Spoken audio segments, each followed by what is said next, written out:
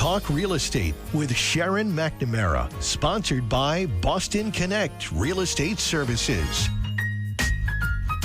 Hi, I'm Sharon McNamara, and you are listening to Talk Real Estate Roundtable. Let me share a little bit about my background before we get started. I am the broker-owner of Boston Connect Real Estate, a boutique real estate firm that is home to over 30 real estate sales and marketing consultants who service home buyers and home sellers throughout Boston, the South Shore, the South Coast, and Cape Cod. Our firm takes pride in assisting our clients in the next chapter of their lives by taking a holistic approach to their real estate endeavors. We believe that every move should be a moving experience. Every week, my real estate team member, Mary Baker, and I, along with the director of Boston Connect Real Estate, Melissa Wallace, provide you with our unique marketing approach to selling homes and share with you our expertise in navigating the home buying process. We like to mix it up sometimes, so not only will you hear our perspective on real estate topics, but you will hear the expert thoughts and opinions of some of our real estate agents at Boston Connect Real Estate and the preferred professionals that we trust. Be part of our roundtable. If you have any questions during the show, please call 781-837-4900. We'd love to talk real estate. Follow us on Facebook, Instagram, and wherever you listen to podcasts at Talk Real Estate Roundtable. If you would like a one-on-one consultation with me and my team or one of the dedicated agents at Boston Connect Real Estate to discuss your real estate needs, you can connect with us at bostonconnect.com or 781-826-8000. Now, sit back, relax, take good notes, and let's talk real estate. And hello to all my South Shore neighbors. They're sort of getting a little bit of echo.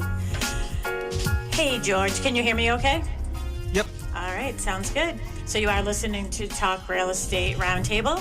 I'm Sharon McNamara, and we are live. I have Melissa Wallace with me. Hi, I'm here. That's good. We also have a guest with us, but we're definitely getting something coming back to us. So as Hey, Sharon, it's Larry. Yeah. I'm here to fix your echo. There you go. Okay, perfect. What happened? A button that says off was on. Oh, okay. Well, perfect. Isn't that something? Yeah, I'm It's so like glad. leaving the lights on in an empty house that you're selling. Yeah, I know. I wasn't sure if it was us, but Larry, I'm so glad that you're there in studio, that you could help us out. So I haven't talked to you all year, so Happy New Year, Larry. Yeah, Happy New Year, guys. Well, thank you. So we are live again. This is Sharon McNamara. You're listening to Talk Real Estate Roundtable. I am in studio with Melissa Wallace. We have Mary Baker out in the other room right now. She is just working. She's working. She doesn't want to be on the radio tonight. And we also have a special guest in the studio. I like to say that he's one of my very good friends, and I lean into him a lot over the past years. So one of my favorite guys, Charlie Burke. Hello. Thank you for having me. Yeah, we are excited to have you here. And I'm going to let everybody know that Charlie is, I've been trying to get him on the show for years, but he is the owner of Massachusetts Academy of Real Estate, right? Yes. Located in Braintree.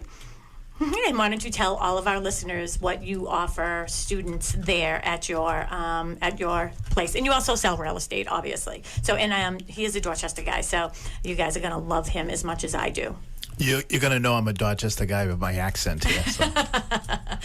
Absolutely. So tell everybody, tell all of our listeners what you do at Mass Academy of Real Estate. Well, we've been in business for 22 years. We offer pre-licensing classes, broker classes, continuing education classes. A variety of options. We have classes monthly. It could be during the evening, weekend, or the day classes. So, You're not doing anything online anymore, are you? So we actually have a combination where it's live streamed, so you could actually be in person or be home, but it's live streamed. You actually have to participate. Okay, yeah. Which is good, so you have to pay attention. Absolutely. I call on people at home, so if they are watching cat videos, they're in trouble. Well, did you see the meme I sent you just the other day? Was it just yesterday? I did. Yeah, and it was like a bunch of like older ladies like sitting in front of a slot machine, just pushing the button, and it said that's real estate agents getting their CE credits. So unfortunately, sometimes that's what they do. But now when they go to you just make your classes so enjoyable and easy to listen to and easy to remember. So, I mean, I know your statistics are really good for the people who take your pre-licensing course and the broker class. Yeah, we try to use like real examples that are there. We'll change the name to protect the guilty and the innocent. But, people call all the time with various scenarios, and it's good to be able to incorporate that into the classes. This way, if someone else runs into a scenario like that, they have an idea what to do. And too, it helps you remember. I mean, I've done my class. I do all my CE classes with you. Mark and I were actually with you a couple weeks ago, and which was nice because he expired January 8th. So I think we were with you January 4th. I don't expire until April, so I'm always early, and he's like by the hair of his chinny chin chin. But I know I passed the test first time I took my broker test. I didn't know you before I took my broker test, but after when I took my broker test, I was sort of nervous, but first time out, I did it. Yeah, this test is very, it's extremely difficult now. I mean, I think it really depends on whether you have the ability to know how to study. Mm-hmm. So, I mean, I put a lot of material together. I have different study guides. I actually have slides now in 5 different languages. Oh, really? I did not know that. Yeah, so I have, I just find that if somebody's here, English is not their first language, maybe these slides in a different language give them a little bit of an edge to help them understand the things a little better. But the test is in English, right? It is. So the slides are actually, one slide's in English, and then the same slide would be in whether it's Creole or Portuguese, Vietnamese, Chinese. Sometimes, and I've had people tell me it's helping them because then they get to see the words in both languages. Oh, yeah. No, that makes a lot of sense. So I asked you to join us today. I know that Mary and Sam actually did the class and did the show a couple weeks ago. They did a show on investment properties and owning your very first investment property. And everybody thinks that's a great idea. I tell people owning property is a job. It's not just collecting a check. It is a job. You need to know the rules and regulations. There's not a handbook that anybody gets when they buy a house. And I find out a lot of people learn things by trial and error, or they get themselves into a little bit of jam not knowing that they did something wrong, you know. And that's what I'd like to think, that the majority of people who become landlords, when people will call me, and actually one of my clients actually texted me late last night, and then I was just conversing with her about a half hour ago. They think it's a great idea to become a landlord in Massachusetts, and I always say there are so many rules and regulations that you have to be aware of. And you came with a book today that is, how many inches thick is that book? Like 5 inches? It's pretty thick, and that's an old book, so it's a lot. It's a lot thicker now. And that's that's how to sue your landlord, basically, right? Yeah, it's called Legal Tactics, Tenants' Rights in Massachusetts. It's basically, if somebody has an issue, they go to legal aid. That's the handbook that they would actually use. I think it's a great book for property owners because it's very detailed as far as what the rules and regulations are that they really don't get when they buy a house. Yeah, absolutely.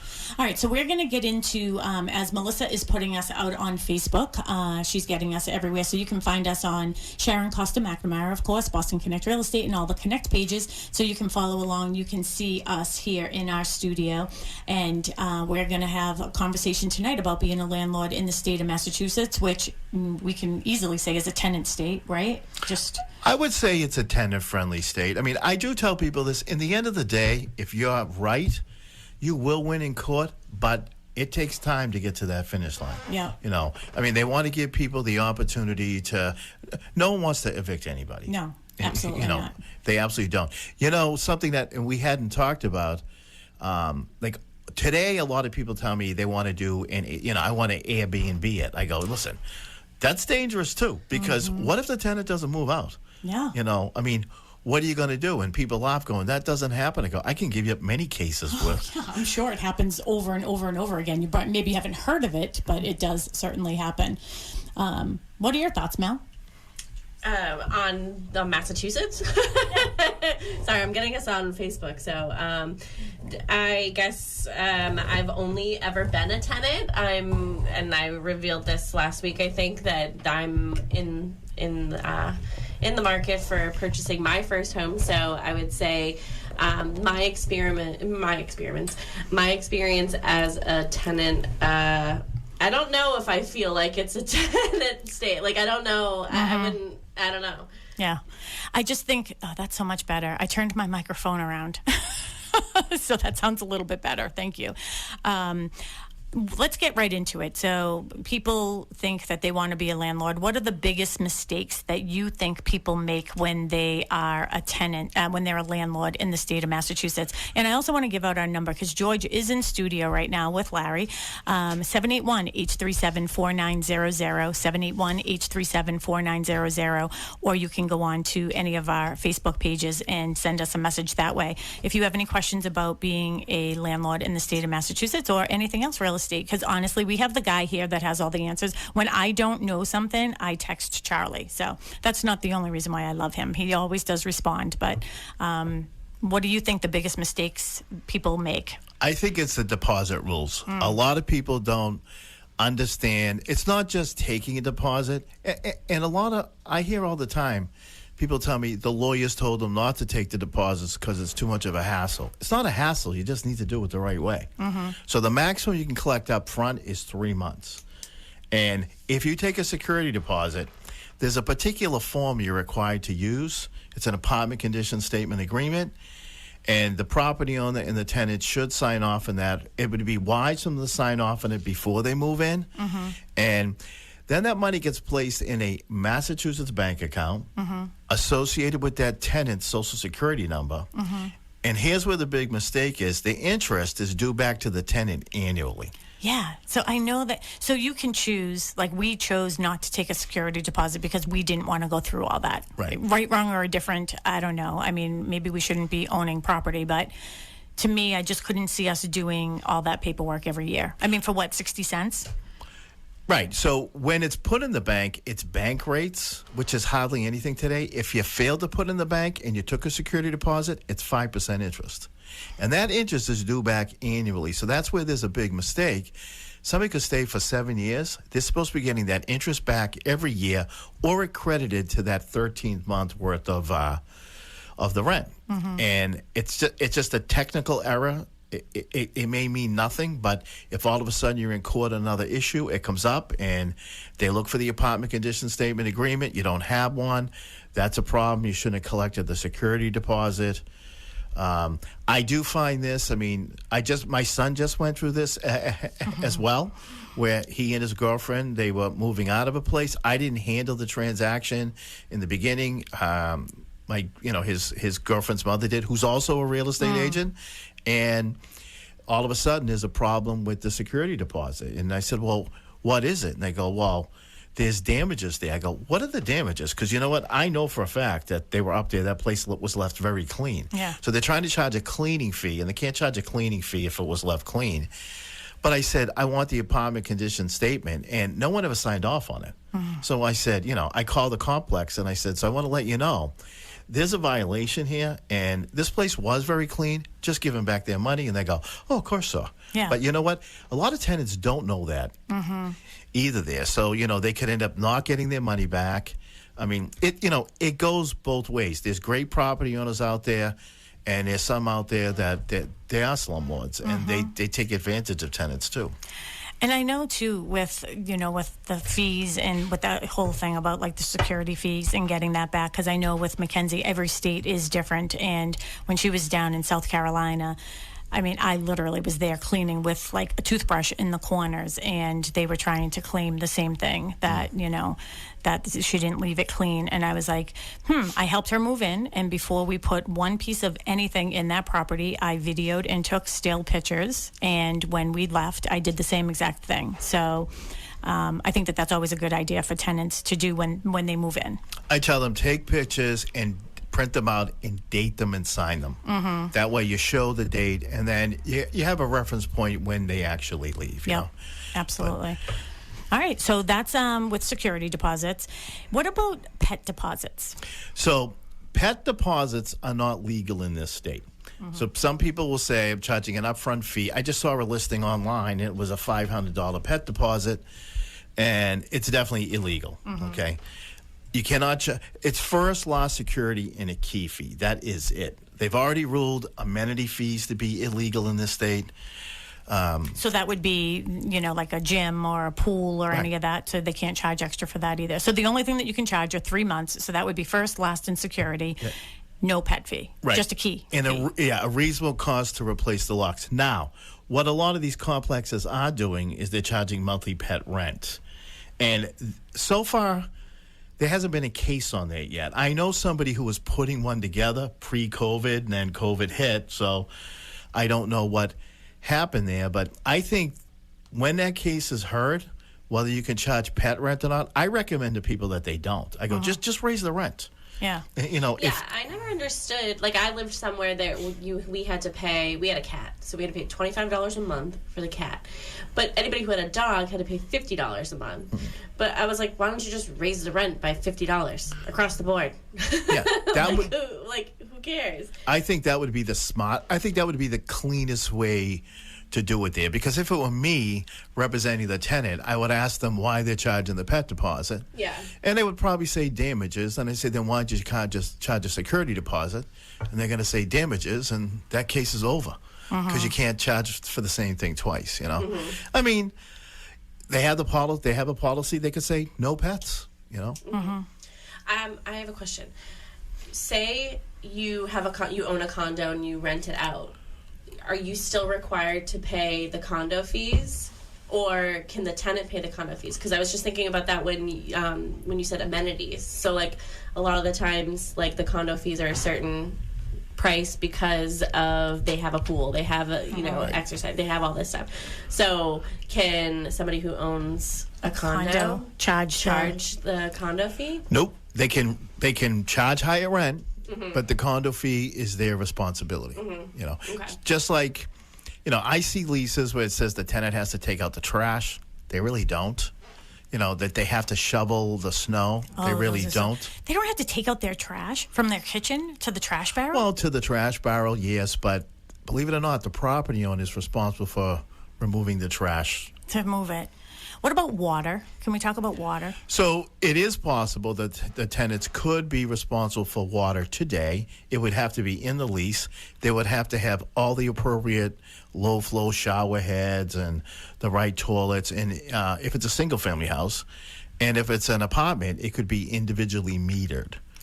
So I always thought that the water had to be included. Is that like an old rule? It did. I think it changed somewhere around 2016 to 18. As long as the tenant knows beforehand, right? Right. That they have to pay for the water. Like, I couldn't have a two-family house and say to the tenants, you're splitting the water bill. Yeah. It would have to be individually metered, and that way, you know, they're not paying for somebody else's water. Okay. I didn't know that. I always thought that you couldn't charge for water. So that's obviously something that changed and I wasn't paying attention. I didn't think so until like a year ago, and I was looking at and I'm like, why do all of these rentals say like water not included, tenant has to pay water of it? And I looked it up, and it was Yeah, you could have taught me that. You could have taught me that in they're- 2016.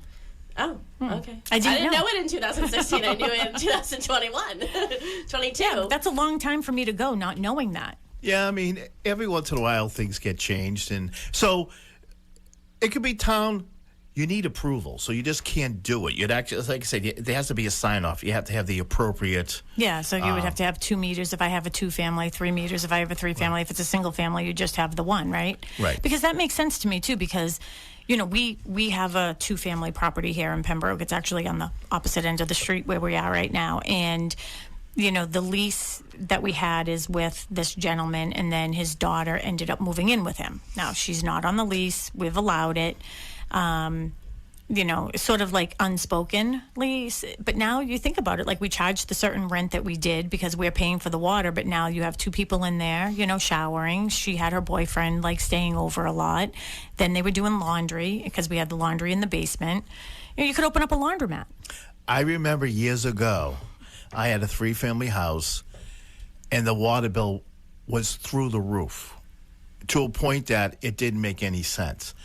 So I went to the water department. They said, you have to have a leak somewhere because it went up way too much.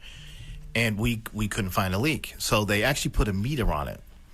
And then they told me the water usage is after midnight. So it seems to be there's some issue going on, like you're filling up a swimming pool after midnight. So I went to the house, and there were the tenants on the first floor, 2 college kids. They were running a laundromat out of my house. And I said, guys, what are you doing? And they're all excited, explaining it to me, how they're taking these bags home and they're making all kinds of money. I go, I'm paying for that water. And they said to me, no, water's free. And I said, not to me, And they really didn't know. And they were like, oh, is this causing a problem? And I said, if you want me to put meter ones in here, like coin operated, then you can see. And they go, that would take our profit away. So I just laughed. Oh, gosh. So that changed. When Casey had an apartment on Beacon Street when she was at BU Law School, she was there and she called in the middle of the night and the fire alarms were going off. The fire department was there and there was... usually he didn't. That's the other thing too I do want to get into is who can you rent to and who you can't rent to. But upstairs there were undergrads there, and he normally didn't rent to undergrad students, but he did in this circumstance. And water pouring through the ceiling into like the electrical and into their kitchen, like destroyed the whole kitchen. Everything. The ceiling came crashing down. Well, it was during a heat wave, and the kids upstairs, the girls upstairs, had this great idea that they got a blow-up pool, and they got hoses and connected them to the faucets in the house, and they were filling the pool, but it was taking too long, so they went out for a while to go drinking, and when they came back, it was flooding the entire house. So, yeah, you don't want to do that either. So they got in big trouble for that one. Yeah. Let's talk about that aspect of things, though, like when it comes to discrimination. And because we did have a situation recently in the office, and one of the agents had a client, and the listing agent on the property, it was in MLS and everything, the listing agent said, well, my client wants to meet everybody because he doesn't want families living in this property. So that's a violation. I mean, I tell people, you're supposed to follow lawful instructions, not unlawful instructions. Mm-hmm. And some people aren't educated as to what the rules are, and they may have reasons for that. I've had people say, I don't want to rent to people with kids because I don't want them fighting with my kids. They're enough. But whenever an agent's hired, they have to follow all the fair housing laws. While an owner may have discretion as to who to select, we don't have a right to discriminate. Mm-hmm. And to actually say or have it written down like no families, no kids, that's a definite violation there. Mm-hmm. So I do know there's going to be pretty soon there'll be some more information out as far as, discrimination rules in this state, because they are looking at stuff. I personally find a lot of people are just uneducated. Mm-hmm. There is a rule that says if you own and occupy a 2-unit property, you have discretion as to who you want to share your living space with. And that may be the owner-occupant's ability there, but then real estate agents can't not tell people about these units there. When an agent's hired, they have to follow the laws. Mm-hmm. Yeah, because I've even had situations in single-family properties where people would say, people say the dumbest things, and first of all, I can't even believe that they think half the things that they say out loud, but then to say them out loud, I'm just like, unfortunately, I can't do that. I can't base, the decision on that. So, and Mary and I actually walked away from somebody in Braintree one time. I couldn't even believe what they were saying. And we're just like, you're not the type of person that we actually want to work for. And that's all illegal. So, so we want to make sure that we're not discriminating. It was interesting because when Casey was looking for an apartment, I had to hire an agent in the city, because she was able to talk to some of these landlords that she has relationships with, because a lot of the landlords in the city don't want to rent to law students. Yes. So I get asked this. There's a list of protected classes, and I tell people you can say no students. And you know what people say downtown? No law students. They do not want to hire somebody who they think is going to sue them. Mm-hmm. And, the same rules apply to everybody there, but it is kind of funny because there is that fear factor there, and I've had people say, I can't rent to you because the apartment's not Section 8 approved. There's no difference. Mm-hmm. The apartment's supposed to meet certain code, period. Mm-hmm. And, Section 8 may have to come out and sign off on a unit, but it's supposed to meet those requirements anyway. To go back to those deposits, one other thing that a lot of people aren't aware of is you're supposed to pay interest on the last month's rent. Oh, really? Yeah, so if you take a security deposit, they're not entitled to interest unless they've been there an entire year. When you take a last month's rent, the property owner does not need to put that in the bank. It does belong to them, so they can use it. However, the tenant's entitled to interest. Bank rates when placed in the bank, 5%. If not, it too is due back annually. I didn't know that either. And here's the thing though. I just have a weird, I don't know, just people giving you, your landlord your social security number, and then what, you go to the bank and just opening up an account for my. So that's interesting too, because I'm really surprised that there hasn't been more of an issue with this. Believe it or not, that's a violation of the Patriot Act. Oh. So the account has to be in the tenant's name? It's in their social security number. Yeah. And we're not allowed to commingle these funds. So if I had 5 apartments, I'm supposed to have 5 separate accounts. That interest is assigned to that tenant. Yeah. So they'll get there's a document from the bank, like you get your W-2. This would be, I believe, is a W-9. Yeah. But I do find that people, you don't have to put it in the bank, but they owe them 5% interest, and it's due back every year. And so if someone stays on for 5 years, I mean, that's 5 violations if they didn't get that, And that could be, everything's okay until the tenancy's ending. And then sometimes it doesn't end on a happy note.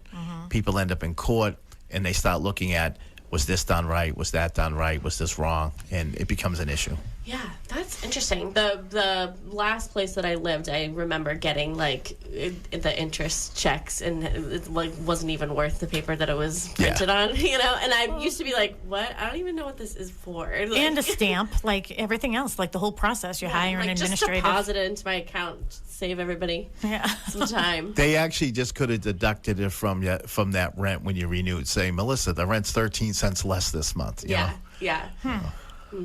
Well. But it would be interesting because I know we definitely had to pay. Last month's rent. So I wonder. Yeah. So 5%. I'm gonna go after them for 13 cents. Yeah. So what is it again? It's 5% on just that last month, or every month that they're So there? it's bank rates when placed in the bank. Yeah. It's 5% interest if not. Okay. So if you 5% interest of $2,000 is a lot more than 0.003 of $2,000. Yeah. Huh. That's interesting because I didn't know that one either. So, geesh. Yeah. Geesh. I mean, to be fair to the tenants, it's kind of hard for them today too, because they could be paying first, last, security, and a fee. And so that's another issue. If the tenant's going to charge a fee for their services, they have to disclose it in writing up front with an apartment condition statement agreement. Not if they're charging the property owner, but if they're charging the tenant. And in Boston, I mean, every city and state, every city or town has its own rules there. There's a movement to prohibit real estate agencies from charging fees to tenants. Well, and that's interesting too. And I know that something just came out last week too about Mayor Wu there is she's doing something more for affordable rent control and everything in the city too. But it is more difficult when I look at people when we're renting the apartments in the city and the tenant is the one that's due to pay the real estate agent. It's literally it's so hard for them to come up with all this money. They're better off buying a house. So I had somebody years ago, I said to him, you should buy. You're giving me $20,000 today, first loss security and a rental fee. I made $5,000 off renting that apartment to this guy. And I go, you should buy a place. And he goes, I don't want to. And I said to him, you're going to be living in your mother's basement in a year. You're spending $60,000 on rent. This is your first apartment. He got his first job. He thinks he's rich. Yep. He was making $120,000. I go, well, 30 goes to taxes. You're down to 90. 60 goes to rent. You got your student loans to pay. You'll be living in your mother's basement in a year. And he got a little mad at me, and he was living in his mother's basement in a year. Yeah. It is. It's really hard. We actually were having a conversation in the office today. And, when people, right now, the rates. And it's like, all right, well, if the rates are up at 6%, even if they go to 7% again, it's better than paying 100% when you're renting, right? So you're paying 100% when it goes to somebody else. But that's not me talking as a landlord, obviously. That's me talking as somebody who's working with people who are renting. And that's one of the shows that we have on our list to do this year as well, is, the comparison between renting and owning. And like you said, some people just don't want to. You know, I Some think people that just don't want to, or some people just don't think that they can afford. So we're very big advocates on just educating anybody who wants to talk about real estate, whether it's renting or buying. Or I had an agent interview today, and all they've done is rentals. They haven't done residential sales, and it's a different beast. So you know, just educating people, you know, whether they're a buyer or a renter, on, you know, maybe just have a conversation with a loan officer, see where you're at, and get all the numbers down of you're spending $20,000 to move into an apartment. Well, what if you spent $20,000 to buy a house instead, you know, and then you rent it after? yeah, and get a roommate. Yeah. You know, if you feel like you can do that. The rates are funny because people ask, should we wait for the rates to come down? I go, you shouldn't wait to buy real estate. You know, you should buy real estate and wait. You said that at the class the other day, and I came back to the office and I said that. I said, this is what Charlie said yesterday, and I like that. No, I mean, they're complex because people don't understand them. You know, when you hear about the rate going up, that's the rate the Fed's charging the banks to borrow from them. And so they have raised that. So the local banks will pass that off to the consumer. But when people aren't borrowing money, they'll start dropping them. And the rates are they're the lowest they've been since last September. It's interesting too, because even like when they're talking about property, you know, prices and sale prices and everything, I mean, we're still better than we were last January. We're just lower than we were in May. So back to this with our topic here. Again, you're listening to Talk Real Estate. If you have any questions for us tonight, we're live. I am Sharon McNamara, the broker owner of Boston Connect Real Estate. We're here in studio at Boston Connect Real Estate's headquarters here in Pembroke. And I am with Melissa Wallace. She is our everything here at the office, along with Charlie Burke. He is the owner of Mass Academy of Real Estate and also has his own firm selling real estate as well. He's a good friend of ours here. And we're talking about being a landlord in the state of Massachusetts. If you have any questions regarding this topic, or if you have any other questions regarding real estate, give us a buzz, 781-837-4900. So back to some of the regulations and everything. I don't even know what's on the agenda. I know that Julia probably did a really good job on there. But I wanted to talk about lead paint and like some of the things I want to get into. If you can believe it, we have 15 minutes left. So I'd like to talk about lead paint. I'd also like to talk about if there was ever a fire or anything in the property, what are your requirements? And here's a weird thing too is my dad is in a development, and the heat isn't working properly. So they went around and gave everyone space heaters. So I'm just curious, is that sufficient because you're giving them a source of heat and there is electricity? So I don't know where you want to start, but those are the three things I want to talk about in 15 minutes. Well, the heat thing is first off, space heaters can be very dangerous. Dangerous, that's what I feel, especially with an elderly man who just had 2 serious falls tripping on wires. So the state sanitary code, and people should print this out if you're a property owner. I mean, they are the requirements that you're required to meet.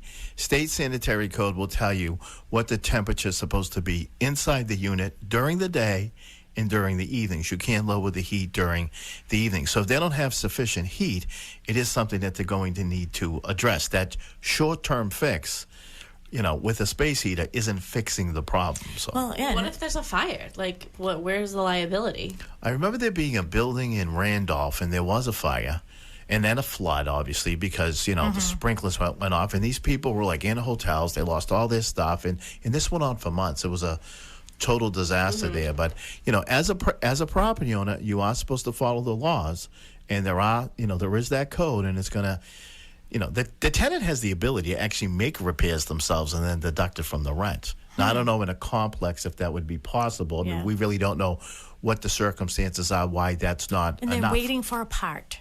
So it's like taking 3 weeks for a part to come in. And I get it, but like he's in like senior housing, and it's like all these people don't have heat, and I was like, Dad, please just keep the space heater in the corner. I don't want you tripping on the cords. You know, I have all these other thoughts of what I'm worried about. Right. I mean, if they're making an effort and they're waiting for the part to come in and they gave them the space heaters, they got themselves covered, but it is still dangerous there. I mean, unfortunately, we hear constantly from everybody in the industry, there's just a back order because of COVID. I mean, COVID's now the excuse for everything, you know. And, you know, the manufacturing wasn't done You know, I mean, I heard that today when I went looking for Diet Coke. It's 'cause we don't have any because of COVID. I mean, you know, that ship sailed long ago. You know, I know.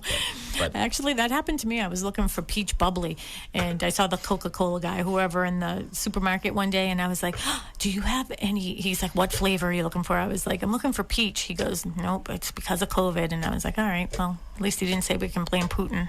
So that was during that time too. Let's talk about lead paint, because there's a lot of requirements when you are a landlord and you're renting to people. When you want to get into that situation. So if you're renting, if you're the property owner and the property was built before 1978, the owner and the tenant should sign 2 copies of the tenant lead notification certification. 2, one for them, one for the property owner, one for the tenant. That form also needs to be signed annually. So if somebody, really? so if somebody stayed on, it's a new tenancy. So you sign it for a year. Now somebody may not have any children at all, but a year later, They might, yeah. they could. So that document's supposed to be done. It's a new tenancy, even if they're a tenant at will. It's supposed to be done. Maybe I should go back to school. Now, so if Can I you- do a class just on rentals? If you rent, so you're not allowed to evict somebody because they had a child. You're not allowed to evict them because they're having a child. In fact, if I rented to somebody who didn't have children and then a child arrives, I need to find out if there's lead paint in that property. And if there is, I need to address the situation, which might mean, as the property owner, I need to relocate them temporarily to another location, put their stuff in storage, make the property lead compliant, move them back in, move their stuff back in, and no one's really having a good time with each other at that. No. And if I have to move them out, I have to give them comparable housing. If I don't have another apartment for them, I'm going to end up putting them in a hotel. If there's no kitchen, you got to give them a food allowance. So what about if you are, and I know, Melissa, I'm going to give you an opportunity, I promise next. So if you are the landlord and you start with a 1-year lease, and then after that, no lease is, like, you decide that you're not going to do a year lease. So there are different types of leases that you can do. Right. So maybe we can hit upon that. Wow. And so that's, like, you can do tenant at will or a year lease, right? So can you do longer than a year? Sure. I know my next door neighbor in South Boston, he usually does 2 years. Right. Now, it would definitely need to be in writing, because anything a year or more would need to be in writing. You can do a 6-month lease, it doesn't need a writing. Okay. But anything that would be a year or more under what we call the statute of frauds requires a writing. So if you initially started with a year lease, and then it, after that year was up and you decided and you didn't do a new lease, and you were just basically doing month to month, does that just automatically bounce into being tenant at will? It does. So if you don't re-sign anything and you stay on with permission, you become a tenant at will. If you stay on without permission, it creates something called tenancy at sufferance. Does that permission have to be in writing, though? No, because if you just accept the rent, you accepted the tenancy. Yeah. So that happens a lot, where people will sign a lease for a year, they just stay on afterward. Nobody signs everything. Everybody gets along. It's probably better that you do have it in writing, so you have who's living in the place, so other people don't show. I remember years ago knocking on one of my tenants' doors, because you can't go in their apartment whenever you want. It's amazing how many people think you can. There's something called the covenant of quiet enjoyment. And I said, "Who are you?" And he goes, "I live here now." I go, "Well, when did that happen?" He said, 2 months ago. And he goes, "Who are you?" I go, "I own the house." He goes, "Nice to meet you." I go, "Yeah, we need to talk." Had he been paying you rent, though, the past 2 months? You know what? It just, I got one rent check. So there were 3 tenants in there, but I would say to them, I don't want like 3 checks. I want 1 check. And so they worked that out. Figure it out amongst yourselves. Amongst themselves. Because that's an issue out there where people go, "Well, I paid my portion." I go, "Your portion's 100%. Yeah. But this, the lead law is tough. So we have to follow the law. And you know what people don't know? There's actually one for short-term rentals. Oh, okay. So it's called the Massachusetts Short-Term Vacation Rental and Rooming House Lead Paint Form. If somebody's going to rent a property built before 1978, less than 31 days, they're required to do that document. So for Airbnbs? Airbnbs, places down the Cape. Less than 31 days you have to sign it? Yeah. So if it's like somebody staying there for a week, 10 days, Yeah. a month, A weekend. a weekend, if it's built before 1978. And I know I give that form out a lot. People go, I never heard of that before. Airbnb know that? Well, I'm going to say no. I mean, years ago, there was an issue where they decided to go on a political attack against some elected officials. And I said, your response should be that it's $1,000 a day fine for every apartment that you rented that they didn't have that form. And they go, what are you talking about? And even the Corporation Council goes, I've never heard of that law before. I go, I'll send it to you. You know, So that is just in the mass forms, right? The MAR forms. that form, yes, it is in there. And that's what it's called, the Massachusetts Short-Term Vacation Rental and Rooming House Lead Paint Form. Okay. Wow. All right. We are learning so much tonight. Like, I can't believe it. Like, I feel like I'm at my first day of, like, real estate school really right now. Grateful that we primarily do residential sales and not rentals here. Yeah. So what about when people are looking for an apartment and you have to, do a credit check? I was hearing that might be considered, discrimination. Well, it's a concern of mine. I had a conversation with an elected official at one point, and I go, people who are very responsible in their life and maybe don't have a lot of debt, don't use a lot of credit because it's just, it was the culture that they grew up in. They don't have good credit. And the thing is, they're not a credit risk. Because they're not a bad risk because they pay their bills. Unfortunately, the way this system is set up, you have to have debt. So somebody who basically paid all their bills, did not have any credit cards, they could go to apply for an apartment and they could say, your score is too low. And it's because they don't use a lot of credit. And people who are on public assistance, they have a voucher, but at the same point, somebody says, well, we want a credit score of X. Again, if they have limited opportunities available to them for credit, that's going to bring it down as well. So, I find that credit scoring system to be tough. And I look at it like this. If there's a certain standard for buying houses, I don't know how we use a different standard for renting apartments. Yeah, because the risk then falls on the landlord. The landlord's the one that would end up defaulting ultimately at the end if they needed that rent every month, right? I was thinking about something else. Did you have a question? I'm sorry. No, I think you brought that up. So last year, Kristen Howlett, who's coming in soon, and Trish Flynn and I took our CE class with you last year. And I think that was brought up. Somebody brought up, like, is it a violation of something, whatever, to say I don't want to rent to somebody who has low credit score? Or like a Section 8. That's what I was thinking. Right. Is like if you have the property listed and somebody calls and says, hey, I have a Section 8 voucher, are landlords allowed to say we're not accepting Section 8? Nope. You cannot turn somebody down because they're on public assistance. It doesn't mean you need to take them as a tenant, but it cannot be a reason for turning somebody down. There's a method of payment. So what happens to You the gotta figure something else out. Yeah, so what happens to the landlord who says, okay, would like to do this, so then they have to go through a whole process? That's probably a whole nother show, right? Yeah, so what ends up happening here is you could have somebody say, I'm not taking people on Section 8, and then the agents don't take them to the apartments. It could end up being a tester. Next thing you know, the agent's written up for a violation of discrimination here. And unfortunately, there are people who fear the government. When I actually had a conversation with this elected official, I said, it's not all older people who've owned these houses a long time. A lot of people who, I have Haitian people, Jamaican people, they don't want the government in their house. They came here to get away from all of that, so they fear the apartments being inspected. They don't understand the process.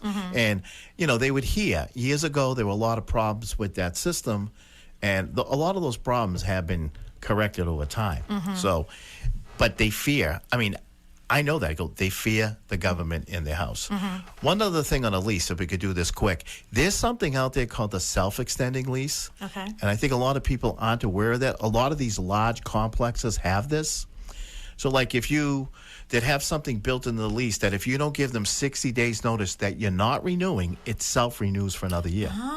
Kind of like that gym membership. That's on. Exactly. And so people think they're getting out of their lease, and then they're being told you already renewed, but they go, we'll let you out for a lease break fee. Can't be a penalty, Penalties and contracts are unconscionable, but it could be a fee. So they're basically charging the money to get out of the obligation, and it's because they didn't remember that they had to give 60 days notice. So I tell people, these large complexes, read those leases. Yeah. What if you're thinking about going up, like if your landlord wants to go up on rent? Are there rules to that as well? Like, can you just at any time, can you do it more than once a year? Are there any rules pertaining to that? So if they're a tenant at will, you have to give them a rental period's notice. Okay, if 30 days. Yep. If they and that's kind of tricky too. So like if I can't do it on June 1 and say the rent goes up on July 1. It would have had to be the last day of May. Yeah. If it's a lease, it's fixed for that term. You can't do anything until that lease is And are actually there up. requirements on like how much you can go up on your rent? At this time, no, but there is a movement for rent stabilization and capping how much that you could go up. I mean, I will say this, I have read somewhat of that proposal in the city. They definitely have toned it down a lot. I mean, I have to claw through it a little bit more, but I was like, I know on the south end, I mean, Casey was saying there were some people that were saying that their rent was going up like 65%. Yeah. So they were just trying to probably push them out. Well, I cannot believe we are at the end here. So thank you so much. Again, we have Charlie Burke from Mass Academy of Real Estate. If somebody's thinking about getting their real estate license, their broker's license, or they have to do CEs, how can they get in touch with you, Charlie? Actually, it's massrealestateclasses.com would be the website, and 781-848-1404 is the phone number. Perfect. And you can always find us at BostonConnect.com. All right, everybody, have a good week, and we will be here on Saturday from 10 to 11, so we hope that you can make it, and we will be live. And George, have a great night. You as well. Bye.